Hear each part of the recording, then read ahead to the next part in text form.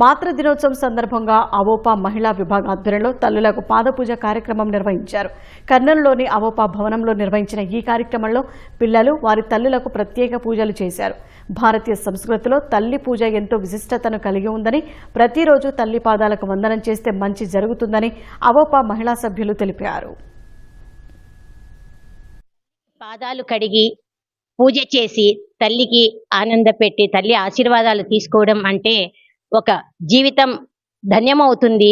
మాతృ దినోత్సవ సందర్భంగా ఇంతమంది మాతృమూర్తులకు పాద పూజ చేసి కన్నుల పండుగగా జరిగింది.